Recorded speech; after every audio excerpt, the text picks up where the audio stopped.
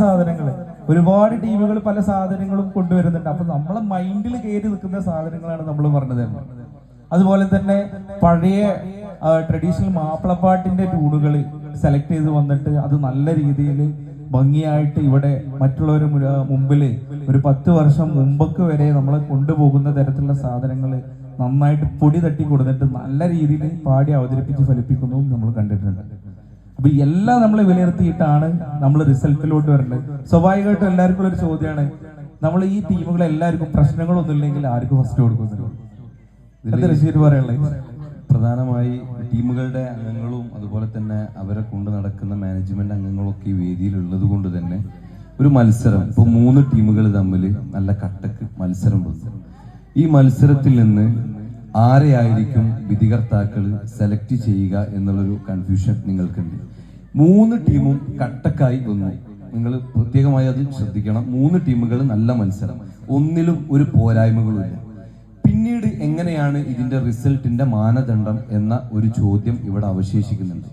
പല വേദികളിലും നമ്മൾ കാണുന്നുണ്ട്. ചില വേദികളിലൊക്കെ നമ്മൾ പോകുന്ന ഓലെ തന്നെ ആളുകളാണ്. നമുക്കിവിടെ പ്രത്യേകമായിട്ട് ഒരു ടീമിന്റെ ആളുകളോ, നമുക്ക് ഈ ടീമുകളെയും അവരുടെ കൊണ്ട് നടക്കുന്ന അതിന്റെ മാനേജ്മെന്റ് അംഗങ്ങളെയും ഇതുമായിട്ട് ബന്ധപ്പെട്ട എല്ലാ ആളുകളെയും നമുക്കറിയാം. പക്ഷെ ഒരാളോട് പ്രത്യേകമായിട്ടുള്ള ഒരു മനോഭാവം വെച്ച് പുലർത്തുന്ന ആളുകളൊന്നല്ല യഥാർത്ഥത്തിൽ വേദി. ഇത് നിങ്ങളുടെ ഈ ഒരു 15 മിനിറ്റ് വേദിയിലെ പെർഫോം എന്താണ് എന്നതാണ്. നേരത്തെ ഷഫീഖ് മാഷ് സൂചിപ്പിച്ച പോലെ പാട്ട് അതുപോലെ തന്നെ കളി, ഇത് രണ്ടും ആനുപാതിക ഘടകങ്ങളാണ്.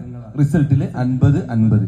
പിന്നെ എങ്ങനെ ഇത് രണ്ടും കറക്റ്റായി വരുന്ന സമയത്ത് പിന്നെ എന്താണ് വിധികർത്താക്കളുടെ മാനദണ്ഡം എന്ന ഒരു ചോദ്യം അവിടെ ഉള്ളത് കൊണ്ട് കൃത്യമായിട്ട് അതിലെ പിന്നീട് വരുന്ന പ്ലസ്സുകളെ, അതായത് ഓരോ ടീമുകളെയും ഇപ്പൊ ഒരു 3 ടീം എല്ലാം കൊണ്ടും മികച്ചതാണ്, പാട്ടിലും മികച്ചതാണ്, കളിയിലും മികച്ചതാണ്. അപ്പൊ അതിന്റെ പ്ലസ് എന്താണ് എന്നുള്ളതായിരിക്കും വിധികർത്താക്കൾ. അപ്പൊ ആ പാട്ടിലാണ് പ്ലസ് എങ്കിൽ പാട്ടിലെ ഗായകർ തമ്മിലുള്ള ആസ്വാദന തലം എന്ന് പറയുന്ന ഒരു ഭാഗമുണ്ട്. അത് നമ്മൾ ആസ്വദിക്കുന്ന ജനങ്ങൾക്ക് വിട്ടുകൊടുക്കുന്ന ഒരു വിഷയം കൂടിയാണ്. അതുപോലെ തന്നെ ആസ്വദിക്കുന്ന ആളുകൾ എത്രത്തോളം അതിനെ ഏറ്റെടുത്തു എന്നുള്ളതിനെ ആധാരമാക്കി അതിനെ എത്രത്തോളം ലയം കൊടുത്തു പാടി അതിന്റെ സ്വരഭംഗി എത്രത്തോളം ഉണ്ട് എന്നത് കൃത്യമായിട്ടൊരു പ്ലസ് ആണ്. ഒരു ടീമിനെ സംബന്ധിച്ചിടത്തോളം ഒരു പ്ലെയിൻ നോട്ട് പാടിപ്പോകുന്നു. ഇപ്പൊ ഉദാഹരണത്തിന് ഇന്നിപ്പോ സോഷ്യൽ മീഡിയയിൽ ഒരു മുട്ടതൈലത്തിന്റെ പാട്ടുണ്ട്, നിങ്ങൾ ശ്രദ്ധിച്ചാൽ മതി.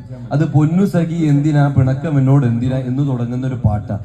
അതിന്റെ നോട്ട്സും ഇപ്പം നിങ്ങൾ കേൾക്കുന്ന ഇപ്പൊ സോഷ്യൽ മീഡിയയിലൊക്കെ വൈറലായിക്കൊണ്ടിരിക്കുന്ന ഒരു പാട്ടാണ്. ആ പാട്ടിന്റെ നോട്ട്സും അത് ശരിക്കും പാടുന്ന ആളുകളൊക്കെ ഇവിടെ ഉണ്ടെങ്കിൽ കൃത്യമായി കേട്ടാൽ മനസ്സിലാവും അല്ലെ. വാങ്ങി തേച്ചോളി എന്ന് പറഞ്ഞുകൊണ്ട് വേദനകൾ മാറും കേട്ടോളി എന്നൊക്കെ പറയുന്ന ഒരു പാട്ട്. അതിന്റെ നോട്ട്സ് എന്ന് പറയുന്നത് ഏതാണ് എന്നുള്ളത് അതിന്റെ ഒറിജിനൽ പാട്ട് എടുത്തു നോക്കിയാൽ മതി. ഈ നൊട്ടേഷൻ പോലും വളരെ കൃത്യമായിട്ട് ചില ആളുകൾ പറഞ്ഞു പോകുന്ന രീതിയിൽ പാടും. ഇപ്പോ ഉദാഹരണത്തിന് നമുക്ക് എല്ലാവർക്കും അറിയുന്ന ഒരു പാട്ട് എടുക്കുക. അപ്പോ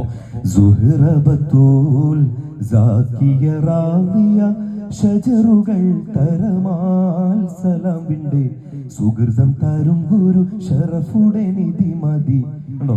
ഇത് നമുക്ക് എല്ലാവർക്കും മാപ്പിളപ്പാട്ടിൽ ഒരു ദേശീയഗാനം ആയതുകൊണ്ടാണ്, ഞാൻ കോമൺ ആയിട്ട് എല്ലാവർക്കും അറിയുന്നതായതുകൊണ്ടാണ് ഇത് പാടിയത്. ഈ പാട്ടിനെ സംബന്ധിച്ചിടത്തോളം ഇതിന് കൃത്യമായ ഒരു നോട്ട്സ് ഉണ്ട്. ഞാനൊരു പാട്ട് എഴുതി ഷഫീഖ് സാറ് സംഗീതം ചെയ്യുകയാണെങ്കിൽ ആ സംഗീതം ചെയ്യുന്നത് കൃത്യമായ ഒരു നൊട്ടേഷനിലായിരിക്കും. അത് വേറെ ഒരാള് പാടുന്ന സമയത്ത് അദ്ദേഹം അതിന്